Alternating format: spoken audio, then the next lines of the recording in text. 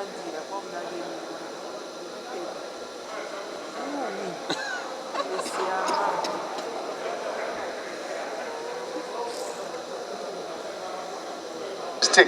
the giver, the Control of Infectious Disease Bill, make provisions relating to quarantine and make regulations for preventing the introduction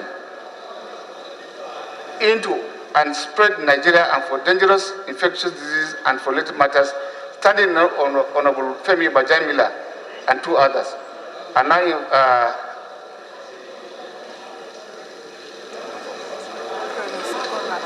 honorable members recall that the bill was at the first time on Tuesday, 28th April 2020. I now invite Honorable Femi to move for the consideration of the bill be read second time. Honorable colleagues, I rise to move that a bill for an act to repeal the Quarantine Act, Cap Q2 laws of the Federation of Nigeria 2004, and enact the Control of Infectious Disease Bill, make provisions relating to quarantine and make regulations for preventing the introduction into and spread in Nigeria of dangerous infectious diseases and for related matters, HB 836, be read a second time. Seconder, Honorable Imilulu. Speaker, I remain Honorable Ndudi Godwin Elumelu, and I represent the good people of Aniocha, Oshibili Federal Constituency. I'm from Delta State.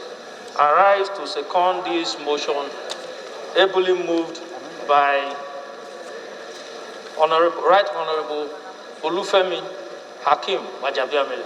I so second. Elumelu for seconding the motion. Honorable colleagues, we've already spent an hour and a half debating the last motion, so we're going to make this as brief as possible because it's also a very straightforward bill. Prior to now, we had a Quarantine Act. Unfortunately, it turns out that the Quarantine Act, which was passed several years ago, many years ago, turns out to be an archaic law. Order, please. Order, please. Order, please.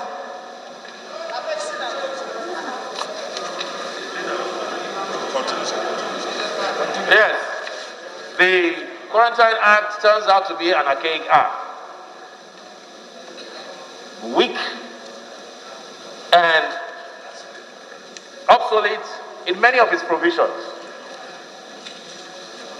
And it took a pandemic such as this for us to discover the weaknesses and the outdatedness of the act. So what does this do? This bill repeals an otherwise archaic act and in its place seeks to enact the Control of Infectious Diseases Bill. What this new bill does is to take most of the provisions of the Quarantine Act that subsist and are relevant to the present time and expunge the archaic provisions, many of which are present in the Quarantine Act. What I will do, Honorable Speaker, Honorable colleagues, is to try and apply 3-4 areas that this Infectious Diseases Control Act seeks to perfect or modernize the Quarantine Act. First, the Act has allowed the President to delegate to the Minister of Health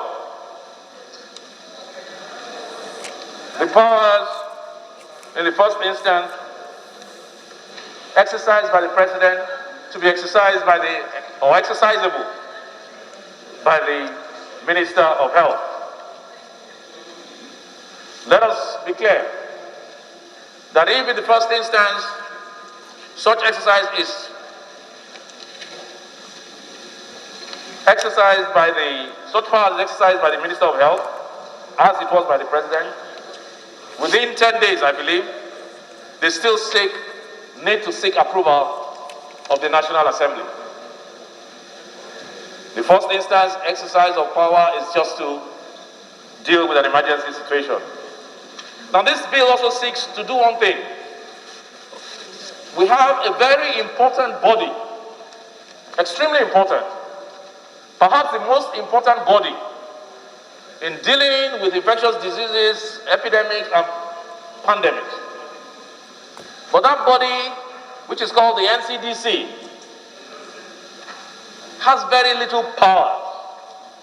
Very little. It is a body of professionals, a body of experts, or at least meant to be, but they have very little discretion in doing their job. Now, what this bill seeks to do is to empower the NCDC in several areas, in matters of quarantine and the administration of public health and infectious diseases. The NCDC now is allowed to even do health surveillance and power to be proactive as opposed to reactive. What the NCDC can do now is once there's an outbreak, then they run there, after the horses bolted the stable. But now, this bill allows the NCDC to be proactive, to investigate, e.g. epidemiological investigations and surveillance propaganda programs. So the NCDC can go somewhere if they hear that such and such a thing is happening without even any idea of an epidemic or a pandemic, and begin to take proactive steps. It also imposes a duty on all medical practitioners to provide information of a suspected case to the DG NCNC. So right now there's no duty. If you go to a medical doctor and he treats you, or he examines you, or he doesn't even examine you, but he's aware from his examination, or maybe even non-examination, that you are inflicted with an infectious disease, in spite of the client or patient-doctor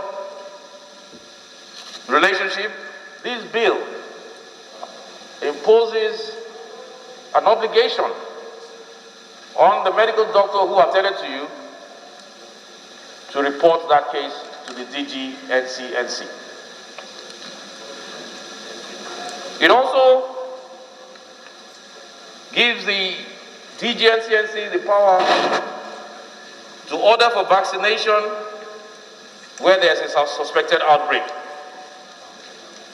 The trial, it gives the magistrate court in whatever jurisdiction the powers and the jurisdiction to try cases of anybody that offends or violates in any way this act or this bill as it is now.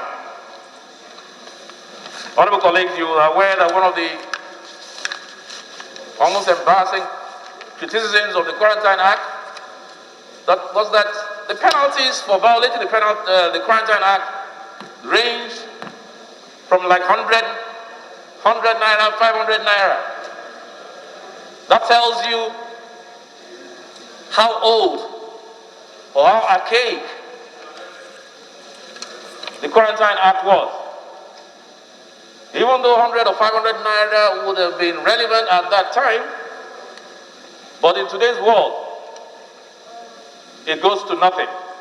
So the bill now raises penalties for violation from about 200,000 to up to 5 million naira, depending on the gravity of the violation.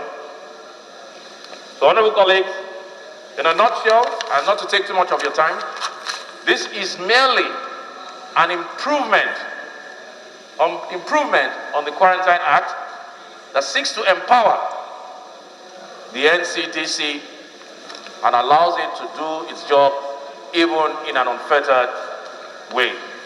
So, honorable colleagues, Honorable Speaker, honorable colleagues, I thank you very much, and I hope that this bill will pass second reading and go straight to third reading and straight to the Senate, as raised by colleagues. I don't know if the chairman business is here. Like somebody has rightly pointed out, this is an emergency session, more or less. And I say drastic situations call for drastic measures.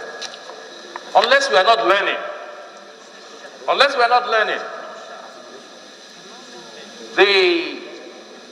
let me apologize that the bill has not been circulated. Because unfortunately for the business and rules, we have to summon them just a couple of days ago, and they worked night and day. So the situation did not call, or was not amenable for 360 copies and circulation of copies.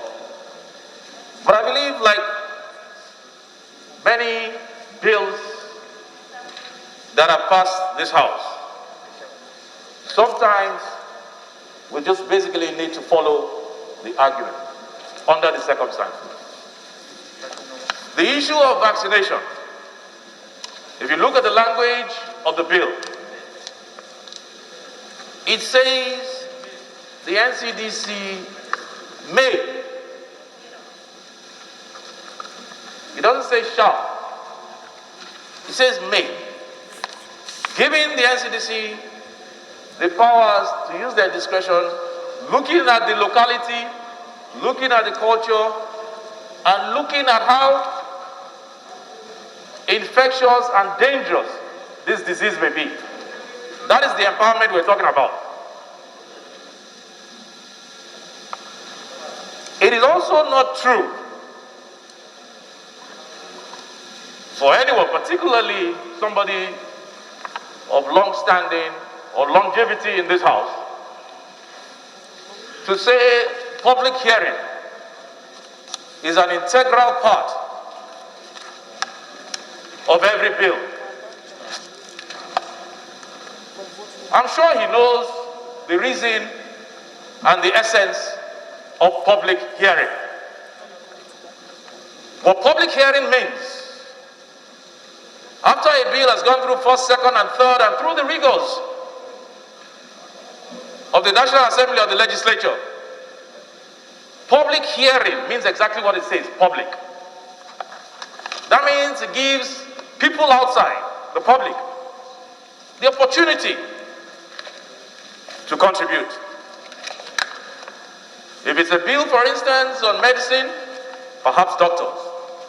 If it's a bill on accountancy, perhaps chartered accountant.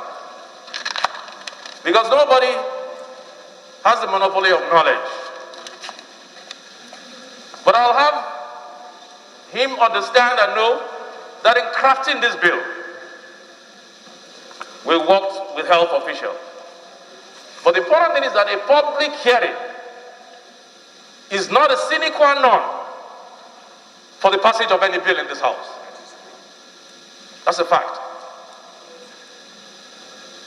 And many bills have been passed without. Otherwise, what it will mean, invariably, is that a House that passes thousands of bills in a year will have to subject every bill, based on his own logic, to public hearing. Let's forget about the cost. Let's forget about the time. Let's forget about the energy. Even an ordinary innocuous bill must be subjected to public hearing. But that is not the position of our law, of our rules. And to also begin to talk about chip in somebody's body. I thought we were here to address some very serious, very important issues. Many of us have talked and argued about the menace of social media and fake news. I'm not here to argue what is fake news or what is not fake news, but to start peddling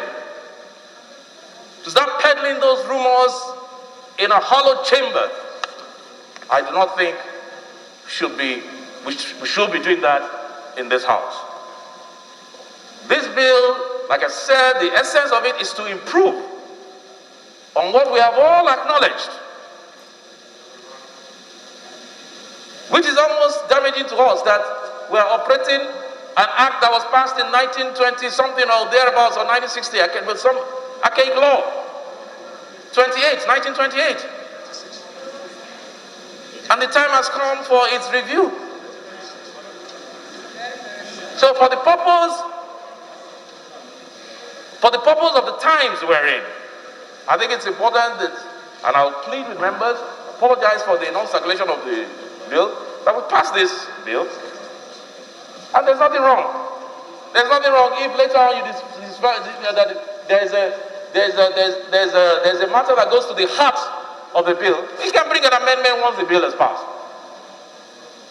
But the core of the bill, the essence of the bill, is what we should keep our focus on. The details, we can work out later. We can work out later the details. And honorable colleagues, once more, I ask that we please, for the times that we're in, pass this bill for today and send it to the Senate. Thank you. Say aye. Those against say nay. The ayes have it. Clerk is invited to read the left title of the bill. Honorable Speaker, honorable members, a bill for now to repeal the Quarantine Act, Chapter Q2, Laws of the Federation of the year 2004, and now the Control of Infectious Disease Bill, make provision relating to quarantine, and make regulations for preventing the introduction into and spread in Nigeria of dangerous infectious disease and for related matters. Second reading. Bill referred to Committee of the Whole. Speaker, you may resume your seat. Speaker, go to your seat. Other business.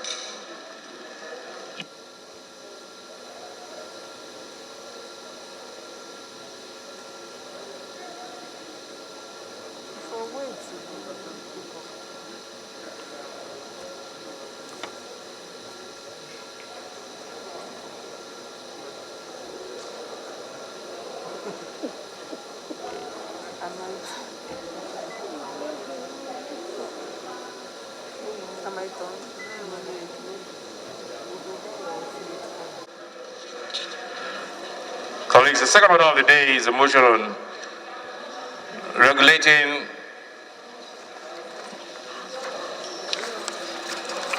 plenary sittings in the period of COVID-19 pandemic and lockdown pursuant to Order 1, Rule 1, Sub-Rule 2 of the Standing Orders of the House of Representatives, standing in the name of Honorable Abubakar Hassan Fulata. Honorable Fulata is invited to move the motion.